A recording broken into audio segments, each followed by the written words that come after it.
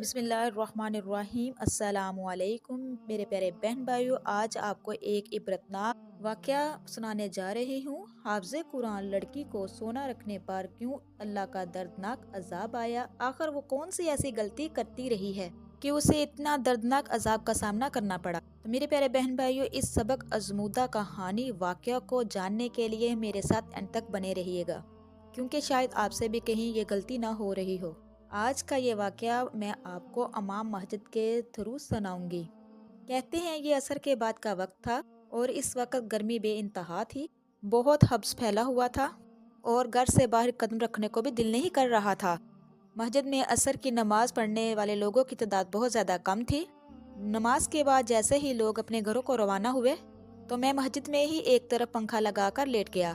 میں نے سوچا کچھ دیر آرام کر لیتا ہوں، لیکن تبھی محلے کا ایک آدمی عبدالغفور میرے پاس چلا آیا اور بڑے غمگین لہجے میں کہنے لگا، مولوی صاحب میری بیوی انتقال کر گئی ہے، اس کی نماز جنازہ ادا کرنی ہے، آپ اس کی نماز جنازہ پڑھا دیں گے؟ میں نے اس کی بات سن کر سب سے پہلے تو افسوس کا اظہار کیا اور اس کو کہا کہ مجھے تمہاری جوان جہان بیوی کا اس طرح بہت افسوس ہوا، اللہ اس کی مغفرت فرمائے۔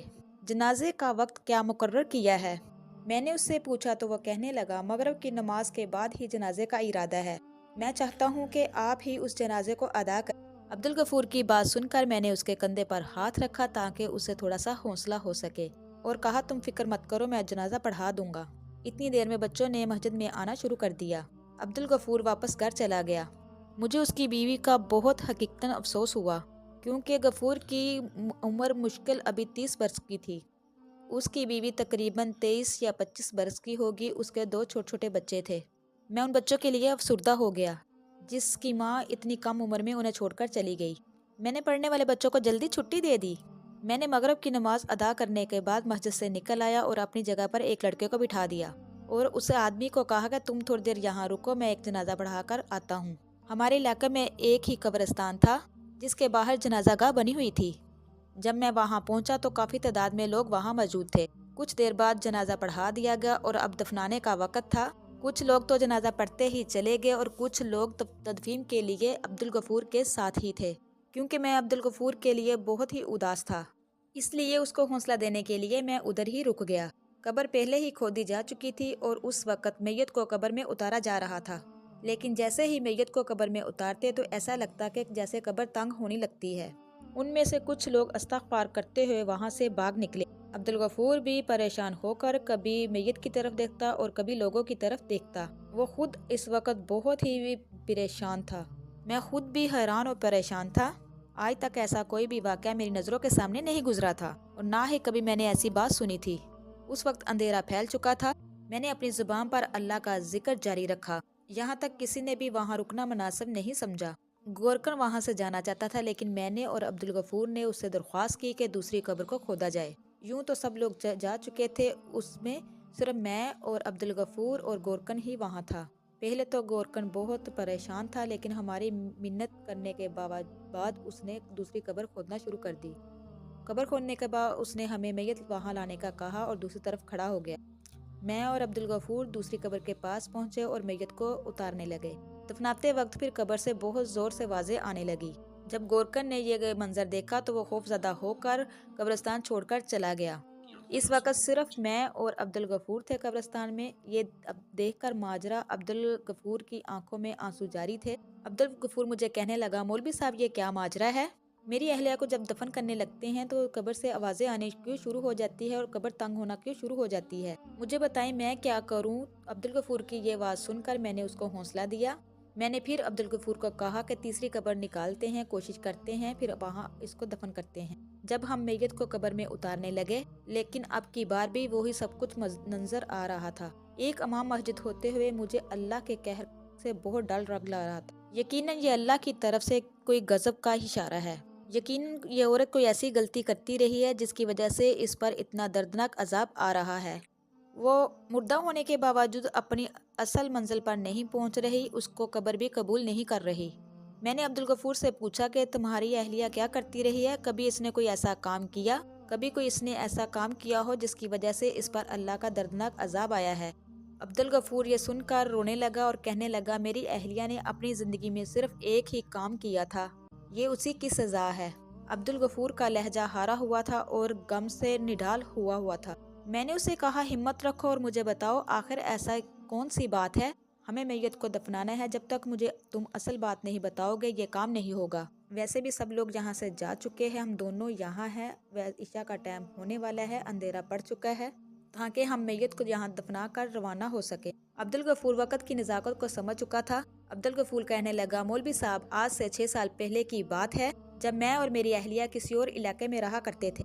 ہم بے حد خوش تھے، میری شادی کو ابھی 3 ہی سال ہوئے تھے، میرے گھر صرف ایک ہی بیٹا تھا اور میں ایک اچھی نوکری کرتا تھا، مجھے وہاں اچھی خاصی سیلری ملتی تھی، میرا اور میری بیوی اور بچے کا گزارا ہو رہا تھا کہ میری بیوی کو بناؤ سگار کا بہت زیادہ شوق تھا۔ میری بیوی جب دوسری کسی عورت کو دیکھتی کہ نئے کپڑے پہنے ہیں، زیور پہنے ہیں، تو میری بیوی کے دل میں حسد پیدا ہونا شروع ہو جاتا تھا اور وہ مجھے کہتی کہ عبدل تم نوکری کے ساتھ کچھ اور بھی کام کرو، خالی اس نوکری میں کیا رکھا ہے، ہم کب تک یہاں سسک کر زندگی گزاریں گے؟ مجھے بھی یہ سب کچھ چاہیے، ہم بھی اپنی زندگی سکون کے ساتھ گزارنا چاہتے ہیں، جو میرا دل خواہش کرتا ہے میں وہ اپنی خواہش پوری کرنا چاہتی ہوں۔ میں اپنی اہلیہ کی باتیں سن کر اس کو ہمیشہ حوصلہ دیتا رہتا اور کہتا رہتا کہ انشاءاللہ میری ترقی ہو جائے گی، سارا معاملہ ٹھیک ہو جائے گا، لیکن میری اہلیہ کہنے لگی تنخواہ بڑھ جانے سے کچھ نہیں ہوگا، ساتھ میں کوئی اور بھی کام کرے، جیسے آپ کا دوست یہاں پر معمولی سی نوکری کیا کرتا تھا، جب سے وہ دبئی گیا تو اس کے گھر تو پیسہ برسنے لگا، اس کی بیوی نے بھر کا زیور پہنا ہوتا ہے اور اس کے بچے بھی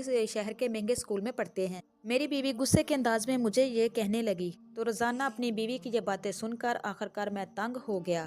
میں بھی اپنی بیوی اور بچوں کے سکون کے لیے میں نے بھی ایجنٹ سے رابطہ کیا اور میں باہر چلا گیا، لیکن ایجنٹ فراڈ نکلا اور میرے سارے پیسے کھا گیا۔ میں نوکری بھی چھوڑ چکا تھا، اب نوکری کا بھی میرے پاس کوئی آسرا نہیں تھا، میرے گھر کے حالات خراب ہونے لگے، اب میری بیوی مجھے دن رات تانے دیتے، میں اسے جھگڑا کرتا اور میں کہتا پہلے اچھی خاصی زندگی بسر ہو رہی تھی، تمہارے تانوں نے، تمہارے حسد نے مجھے برباد کر کے رکھ دیا ہے۔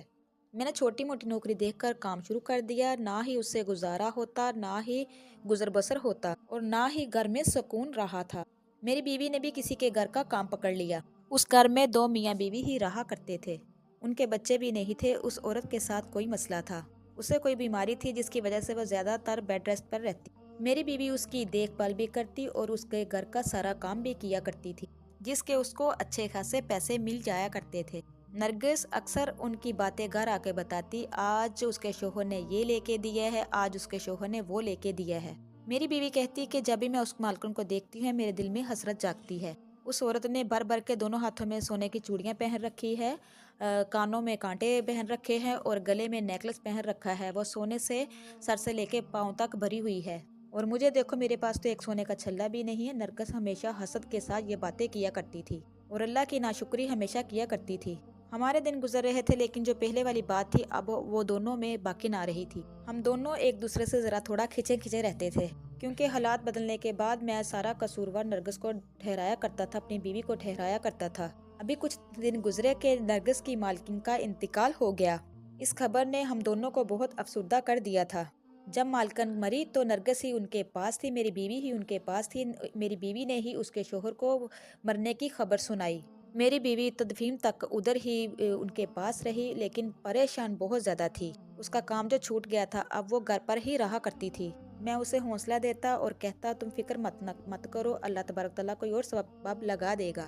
میں نہیں جانتا تھا کہ نرگس کی پریشانی کے پیچھے کوئی اور معاملہ ہے۔ جب مجھے اصل بات کا پتہ چلا تو میں بے حد غصے میں آ گیا۔ ایک دن اچانک شام کے وقت میں جلدی گھر واپس آ گیا، اس دن میری طبیعت ٹھیک نہیں تھی، میری بیوی کو پتہ ہی نہ چلا کہ میں آ گیا۔ جب میں نے اس کے ہاتھوں میں چوڑیاں دیکھی تو میں حیران رہ گیا، جب میں نے اس سے پوچھا یہ چوڑیاں کہاں سے آئی تو وہ گھبرا گئی، اس کے چوڑیاں ہاتھوں سے گر گئی اور میں نے پوچھا اور مجھے کہنے لگی کہ تم کب یہاں آئے ہو، مجھے تو پتہ ہی نہیں چلا۔ ایک دم سے اپنے ہاتھوں کو منہ پر رکھ کر زور زور سے رونے لگی اور کہنے لگی آپ مجھ پر شک مت کریں، میں آپ کو سب کچھ سچ سچ بتاتی ہوں۔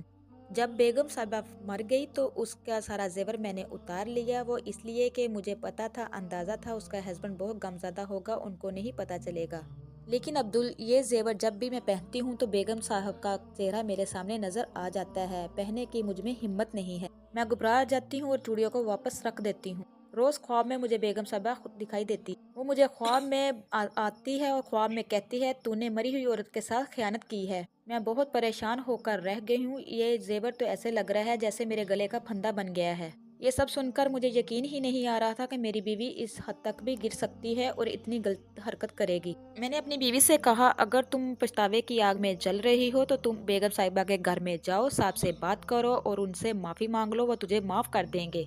लेकिन मेरी बीवी कहने लगी, नहीं नहीं, मैं ऐसा नहीं करूंगी, साहब मुझे जेल में भिजवा देंगे। ये तुम क्या कह रहे हो अब्दुल, मैं ऐसा नहीं कर सकती। वो पहले अपनी बीवी के गम में निढाल है, परेशान है। वो अगर मैंने ऐसी बात बताई तो वो मुझे जेल भिजवा देंगे, जेल में डाल देंगे। ये कहकर नरगिस ने मेरे हाथ थामे, मैं उसे देखता रह गया और मुझे समझ नहीं आ रही थी कि मैं क्या करूं।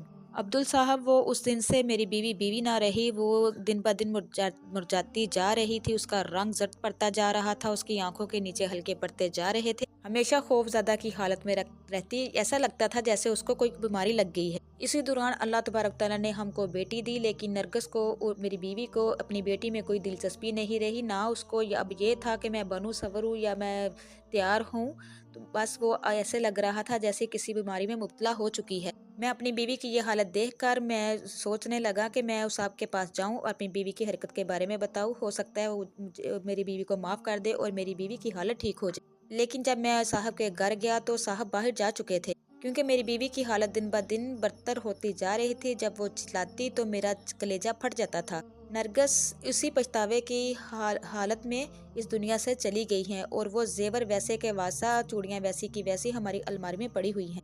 मौलवी साहब, अब कब्र भी उसको कबूल नहीं कर रही, मुझे बताएं अब मैं क्या करूं। मौलवी साहब कहने लगे, तुम इस तरह करो कि घर से वो जेवर चूड़ियाँ जो पड़ी हुई हैं वो ले आओ। अब्दुल गफूर मुझसे पूछने लगा, मौलवी साहब, इस जेवर का दफनाने के साथ क्या किरदार हो सकता है। मैंने अब्दुल गफूर से कहा, तुम जाओ चूड़ियाँ और जेवर लेकर तो आओ। मैंने उसे तसल्ली देते हुए घर भेजा और यहाँ बैठकर इस्तग़फ़ार करता रहा और उसकी बख्शिश के लिए दुआ करता रहा। अभी 20-25 मिनट के बाद अब्दुल गफूर वो चूड़ियाँ साथ लेकर आ गया। मेरी बीवी ने ये चूड़ियाँ लेकर, जेवर लेकर मसलसल अपने अल्लाह के दर्दनाक अजाब में मुब्तला हो गई। मैंने उसे कहा कि इसको अपनी बीवी के ऊपर रखो, कफन के ऊपर रखो चूड़ियों को, जेवर को। जब हमने ऐसा किया तो कब्र ने उसकी बीवी को कबूल कर लिया। उसके दिल में हसद था, उसने अपने दिल को, अपने नफ्स को खुश करने के लिए मरती हुई औरत का जेवर उतारा था, इसलिए उस पर अल्लाह का दर्दनाक अजाब नाजिल हो रहा था। न जाने अब आगे क्या होने वाला था, अल्लाह जानता है, या वो जो उसकी बीवी जो इस दुनिया से रुखसत हो चुकी है, जो दर्दनाक अजाब में मुब्तला है। अब्दुल गफूर एक तो अपनी बीवी की वफ़ात की वजह से परेशान था, दूसरा जो उसने अपनी आंखों से उस पर नाज़िल दर्दनाक अजाब देखा, वो बहुत ही परेशान, गमज़दा था, रो रहा था और अल्लाह तबारक तआला से रो रो कर दुआ कर रहा था, या अल्लाह इसकी मग़फ़िरत फरमा, या अल्लाह इसके गुनाहों को माफ़ फरमा दे। हम वापस आ गए। मैं सारे रास्ते अब्दुल गफूर को समझाता रहा और तसल्ली देता रहा, अल्लाह की रहमत बड़ी वसी है, बस उसके लिए जितना भी हो सके इस्तग़फ़ार करो, दुआ करो मग़फ़िरत के लिए, अल्लाह उसके लिए आसानियाँ पैदा फरमाए।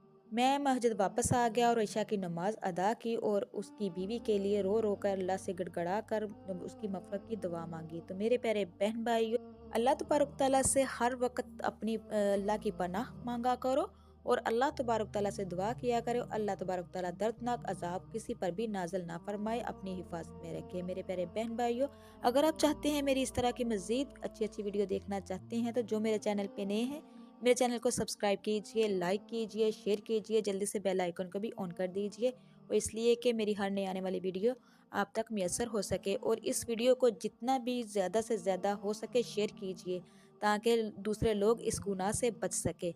अब तक के लिए इतना ही। अल्लाह निगहबान।